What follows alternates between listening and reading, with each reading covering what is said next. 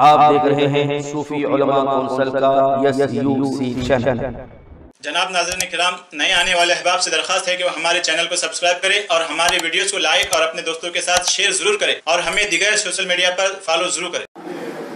कि हर चीज को चलाने के लिए उसका एक निज़ाम बनाया जाता है, तो इसी तरह मुल्क को चलाने के लिए भी दस्तूर बनाया गया और हमारे इस दस्तूर में तमाम हिंदुस्तानियों को मसावी हुकूक दिए गए और तमाम को अपने अपने मज़ाहिब पर चलने की आज़ादी भी दी गई और ये भी हम दिया गया कि अगर किसी हुकूमत तुम्हारे हुकूक को पामाल कर रही हो तो तुम अपना हक हासिल करने के लिए उसके खिलाफ आवाज उठा सकते हो और उसको झिझोड़ सकते हो। लेकिन जब से 2014 से ये बीजेपी सरकार आई है और हमारे देखिए आप अदब इंतजाम है, दिल्ली में 2014 में बीजेपी सरकार आई और हमारे स्टेट में भी जो है ना ये अलग सरकार है। अब आप बोलेंगे मुफ्ती साहब क्या बोल रहे हैं, आप दोनों में क्या मुआशिरत है? तो वो खुला दुश्मन है ये घर का दुश्मन है।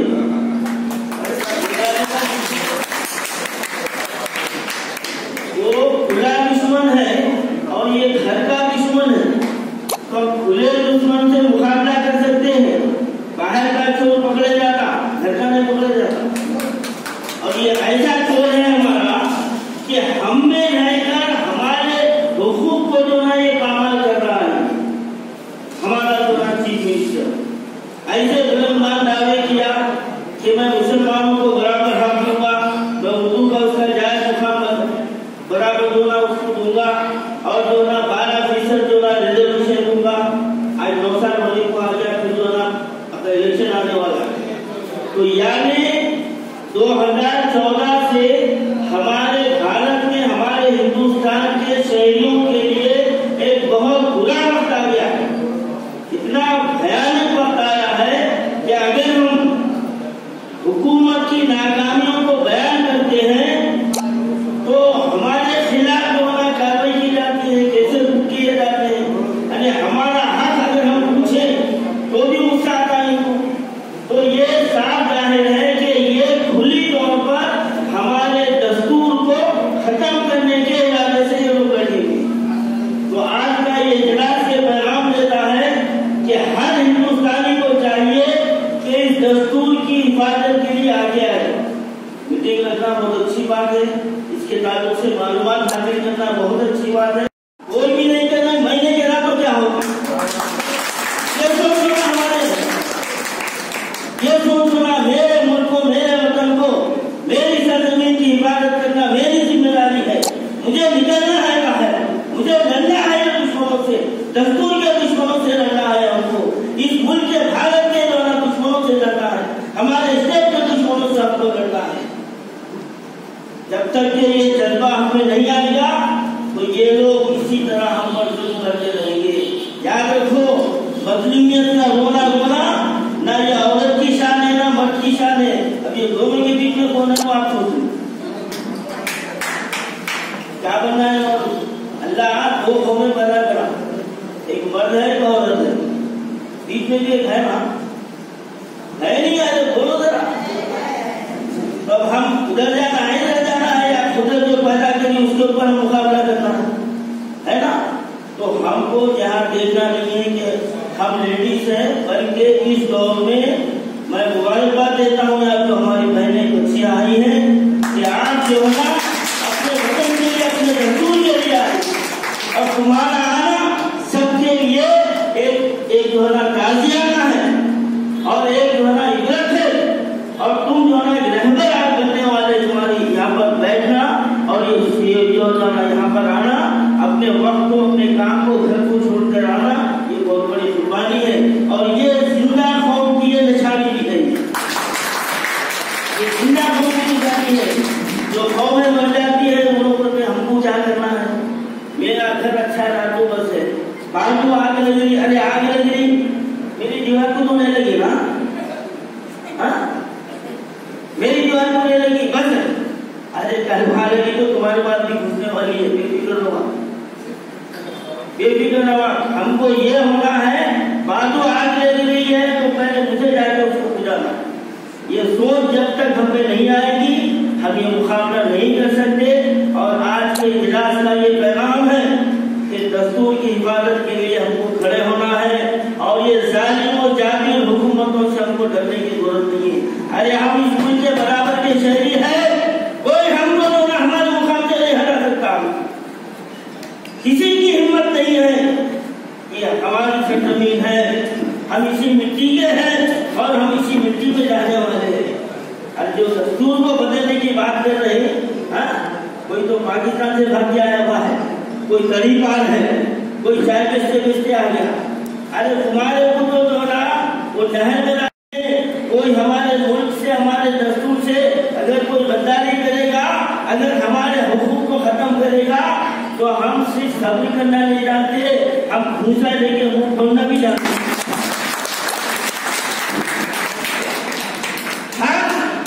मांगने से नहीं मिलता, जवाब रहेंगे रख लो।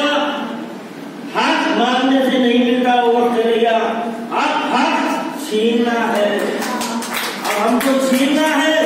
क्या हम छीनने के लिए हमेशा बेदार रहेंगे? दस्तूर ने हमको जो हक दिया है हमको बराबर हक हासिल करेंगे और हमारे मुल्क के लिए, हमारे दस्तूर के लिए अगर हमको जितनी कुर्बानियां देना पड़े। अरे ये मुल्क जो आजाद हुआ, आपको बताऊं, आज जो हुकूमत कर रहे ना, इंडिया गेट पे जाके देखो, ये जो 15% बड़ी जात के जो हुकूमत कर रहे हैं, मुल्क की आजादी में ये लोग कितने बने मालूम? 550। और जबकि मुसलमान कितने शहीद हुए? 80,000 मुसलमान शहीद हुए इस मुल्क के जो आजादी की जंग में। अरे सबसे बड़े मुल्क के मुताबिक हम हैं, सबसे ज्यादा भूखे वतन हम हैं, सबसे ज्यादा हमने कुर्बानी दी। और अगर इस मुल्क के दस्तूर पे आ जाएगी तो हम सबसे पहले इसको बचाने के लिए भी मैदान अमल में आएंगे और इसको बदलने वाले काम सीरत और शरीयत हमको दिए हैं, क़यामत तक के आने वाले मुसलमान उसके तहत चलेंगे। ऐसा एक मुल्क को चलाने के लिए एक बादशाही निज़ाम होता था। बादशाही निज़ाम खत्म होने के बाद में जमहूरी निज़ाम आया। जमहूरी निज़ाम में आगे के मामला कैसे अमल में आए उसको तहरीरी तौर पर किताब में लिखा जाता है। उस किताब का नाम है दस्तूर। और इस किताब को लिखने की जो जिम्मेदारी की गई वो डॉक्टर भीमराव अम्बेडकर है। और उन्होंने कमेटी की शक्ल में वो एक वाहिद शख्स की है, उसमें कहीं दानिशवर मुसलमान उलमा हैं, मशाइखीन हैं, कई बुजुर्ग शख्सियात हैं जिन्होंने कुरान की रोशनी से, शरीयत की रोशनी से और तमाम मालूमात की रोशनी से वो तमाम चीज़ों को एक जगह जमा करके मुरत्तिब की गई किताब है, वो है दस्तूर। और जबकि दस्तूर अगर इससे पहले ही दस्तूर की जो है ना बनना, इसके तश्कील का देना का काम शुरू हुआ था, क्योंकि ब्रिटिश गवर्नमेंट जब हिंदुस्तान की आज़ादी से पहले वो इस मुल्क को आगे मुस्तक़बिल में तक चलाया जाए उसके लिए ये जिम्मेदारी किसी को सौंपना चाहती थी। उसके बाद में 15 अगस्त 1947 को आज़ाद हुआ। उससे पहले दस्तूर की जो लिखने का जो दिया गया था, ये काम जो है मुकम्मल होने रहा और 1950 में ये काम मुकम्मल हुआ। अब आज हम इस बात की जरूरत है कि हम 75 सालों में आम तौर पर इस दस्तूर की तलब से नतीजा नहीं हुए, बट आज हालात हमारे इसलिए फिक्र करने के हो गए कि ये दस्तूर को बदलने की बात हो रही है। इस दस्तूर को बदलने से हमारा क्या ताल्लुक है?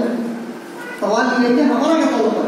बिलखुसूस इस मुल्क में रहने वाले तमाम कौमों का राज ताल्लुक दस्तूर से है और ख़ास करके मुसलमानों का राज ताल्लुक दस्तूर से है। अब जो कौमें इस दस्तूर को बदलने की बात कर रही हैं, उनका यह कहना है कि मुस्तक़बिल खरीद में जो नया दस्तूर आना लोग लाना चाह रहे हैं, उसमें वोट का जो हक है वो मुसलमान और क्रिश्चियन कम्युनिटी से छीनना चाह रहे हैं। आज अगर सियासी पार्टियां भले ही 5 साल में क्यों हो आप तक आती है, वोट मांगती है और तमाम लोगों को यकसानियत का ओहदा या शहरियत हासिल है, तो उसकी एक ही एक वजह है कि हमारे पास में एक वोट है और तमाम के पास वोट हासिल है और वो वोट का हक उनको दस्तूर देता है।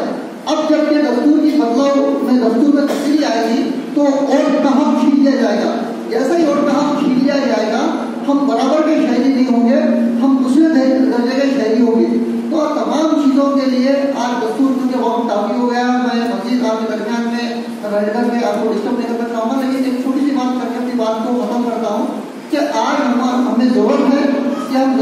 बारीकियों को जाने, समझे और उसको हमारे आम तस्करे में लाए। बिल्कुल नहीं, ऐसा नहीं है।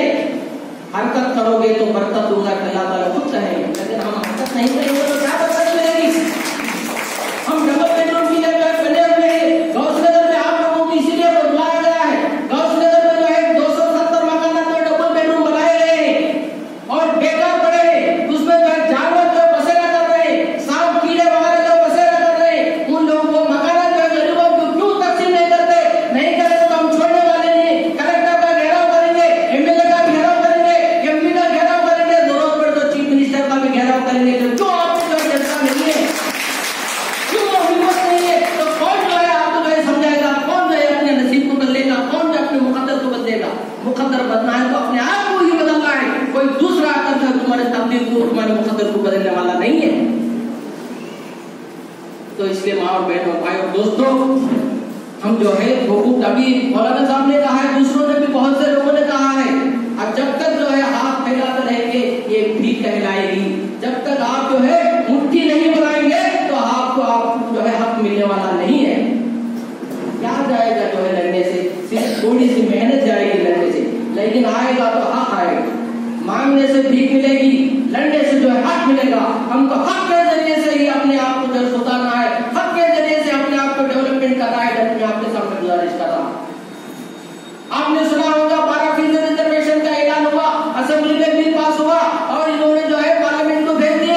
पार्लियामेंट में बीजेपी की हुकूमत है, वहां पे मदद हुकूमत मुसलमानों के हुकूक को कुचल रही है। वो कहेंगे हमको अपनी रिजर्वेशन देंगे, लेकिन हम अगर लड़ने का जज्बा न होता तो हम इंदिरा पार्क के पास अगर धरना करते, हम भूख हड़ताल करते तो रिजर्वेशन उन्हें क्या, उनके बाप भी जो है आगे देगा था। इसके बाद जो है अपने लोगों को बुला कर पैसे खर्च करते हुए, लोगों के पास इंतजार करते हुए, लोगों को जमा करते हैं और आपको समझाते हैं ये जो आपका हक है, ये आपका जो है आप हुकूमत की पॉलिसी है, ये आपको देने वाली चीज है। जो वादा किया था वो वादों को अमल कराने के लिए आपको बाहर आना पड़ेगा, रोडों पे आना पड़ेगा, एहतजाज करना पड़ेगा, भूख हड़ताल करना पड़ेगा। कितनी बार जो है आपको समझाया गया, लेकिन आपकी जो है ये हमारी जो है बदनसीबी है, ये हमारी नसीब करके समझते हुए मुकद्दर को ठुकरा रहे हैं। देखो, हम तो शहरों में रहते हैं, न हमको खेती मालूम है, न चावल कैसे उगता नहीं मालूम। हम जाते दुकान पर खरीदते और घर में ला के खा लेते। लेकिन चावल जमीन के सीने से निकाल के उगाने वाला किसान आज हिंदुस्तान में सबसे ज्यादा परेशान। आज उसकी कोई आवाज नहीं। हिंदुस्तान में इतना बड़ा मूवमेंट चला, फॉरवर्ड मूवमेंट चला, लेकिन उसको कुचल कर दिया गया। उसमें अदालत का रोल खत्म हो गया। मीडिया का रोल ये दिखाया जा रहा था कि ये पूरा टेररिस्टों का स्पॉन्सर्ड है और ये एंटी नेशनल लोग है। अरे की बात करना एंटी नेशनल हो गया? वतनपरस्ती है क्या भाई?